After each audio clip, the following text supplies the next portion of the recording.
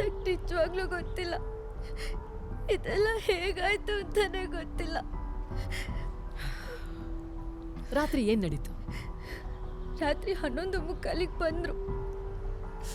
ತುಂಬ ಕುಡ್ತಿದ್ರು. ನಾನು ಹೋಗಿ ಡೋರ್ ಓಪನ್ ಮಾಡಿದೆ.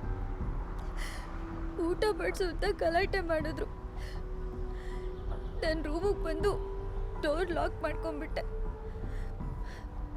ತುಂಬ ಹೊತ್ತು ಹೊರಗಡೆ ಕಿರ್ಚಾಡ್ತಿದ್ರು. ಆಮೇಲೆ ಅವರು ಸುಮ್ಮನಾದ್ರು. ಸ್ವಲ್ಪ ಹೊತ್ತಾದ್ಮೇಲೆ ನಾನೇ ಬಾಗಿಲು ತೆಗೆದೆ. ಅವ್ರು ಆಲ್ರೆಡಿ ಮಲಗಿಬಿಟ್ಟಿದ್ರು. ನಾನೇ ಬೆಡ್ಶೀಟ್ ಹೊಚ್ಬಿಟ್ಟು ಬಂದು ಮಲ್ಕೊಂಡೆ.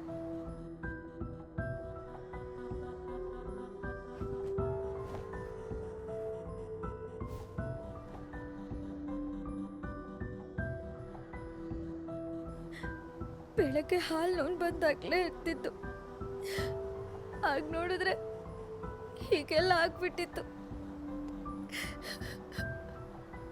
ರಾತ್ರಿ ನೀವಿಬ್ರೇ ಇದ್ದಿದ್ದ ಅಥವಾ ಮನೇಲಿ ಬೇರೆ ಇನ್ಯಾರಾದ್ರೂ ಇದ್ರಾ?